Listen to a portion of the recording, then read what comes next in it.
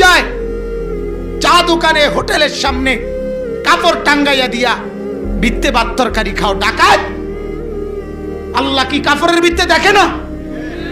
তাইলে তোরে শাস্তি দিবে তো বেটা আল্লাহ, মানুষে কি শাস্তি দিব? মানুষের ভয় করস কেন বেটা? যদি তুই রোজাই রাখতি না, তুই পাষাণ, তুই ডাকাতি হবি, তো কাপড় লাগাস কেন বেটা? মানুষের শরম লাগাস কেন? মানুষ কিছু বললে অসুবিধাটা কি? মানুষে তো তোর বিচার করবে না। রোজার শাস্তি কি মানুষ দেওয়ার কোনো অধিকার আছে? তো তোর অসুবিধা কি? তুই কাপড় লাগাস কেন? কথা বলেন না কেন? তুই তো আল্লাহরে ভয় করস না, আল্লাহরে তুই তো পাত্তাই দাস না, তো ছাড়ছে তো। আল্লাহরে যখন তুই পাত্তাই দিলি না, ছাড়ছে তো। মানুষের কথা চিন্তা করো কেন? মানুষ তোরে কি দিয়ে কি জিডাইছে ডাকো, মানুষ তোর জুতা দিয়ে ফিডুক, অসুবিধাটা কি? কথাটা বুঝছেন না? তুমি যদি পরে কও যে লাগছে না, বেশি জোরে লাগছে না, ছাড়ছে, অসুবিধাটা কি? কথাটা বুঝছেন না?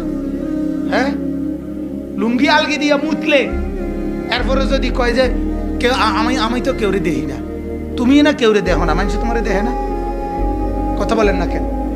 তাইলে মানুষকে লজ্জা কর, মানুষে কিতা কইব?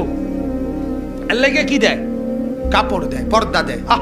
কি পাষাণ, কি বেহায়া!